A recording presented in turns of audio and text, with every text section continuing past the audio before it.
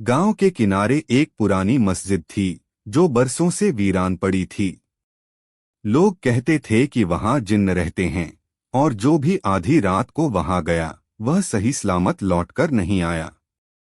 Rice नाम का एक लड़का इन बातों को अंधविश्वास मानता था। उसके दोस्त उसे अक्सर छेड़ते, अगर डरता नहीं तो आधी रात को मस्जिद में जाकर दिखा। रईस ने चुनौती स्वीकार कर ली। घड़ी ने 12 बजाए और रईस टॉर्च लेकर घर से निकला। रास्ते में हवाएं सनसनाने लगीं, कुत्ते अजीब आवाज में भौंक रहे थे। जैसे जैसे वह मस्जिद के पास पहुंचा, उसका दिल तेजी से धड़कने लगा। मस्जिद का दरवाजा टूटा हुआ था। अंदर घुप अंधेरा था। अचानक उसे लगा जैसे कोई फुसफुसा रहा हो। उसने खुद को समझाया, शायद हवा है। अंदर का हाल डरावना था। दीवारें जर्जर, कोनों में चमगादड़। तभी अचानक अजान जैसी आवाज गूंजी, लेकिन शब्द उल्टे थे। रईस का खून जम गया।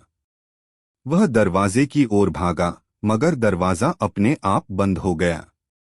अचानक जमीन पर राख हिलने लगी और उससे धुआं उठा। धुएं से एक लंबा, डरावना इंसाननुमा साया बना। उसकी आंखें लाल, दांत नुकीले और आवाज गहरी थी। तुमने हमें जगाया है, इंसान। अब सौदा करना होगा। जिन्न ने हवा में हाथ लहराया और जमीन पर एक दर्पण प्रकट हुआ। उसमें रईस का चेहरा बूढ़ा और खोखली आंखों वाला दिख रहा था।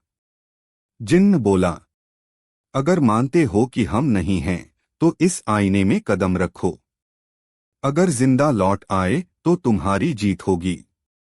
रईस का दिल दहल गया, पर अहंकार ने उसे आगे बढ़ा दिया। उसने दर्पण को छुआ और अचानक अंधेरे संसार में पहुंच गया।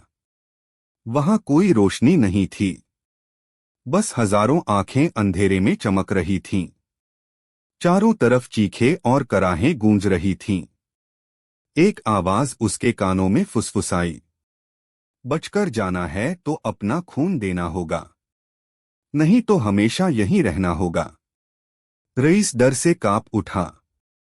उसने जेब से कुरान निकाली और आयतें पढ़ने लगा। तभी परछाइयां पीछे हटने लगीं। तेज चीखों के बीच सब कुछ धुंधला होने लगा। उसकी आंख खुली तो वह फिर उसी मस्जिद में पड़ा था। बाहर सुबह हो चुकी थी। गांव वाले चिंतित होकर उसे देख रहे थे। रात भर यहां क्या कर रहा था? चेहरे पर ये खरोंचें कैसे आईं? किसी ने पूछा। रईस ने चुप्पी साध ली।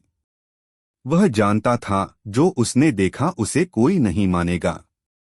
उसने जेब टटोली, अंदर राख का छोटा सा टुकड़ा पड़ा था, ठंडा लेकिन अजीब भारीपन लिए हुए।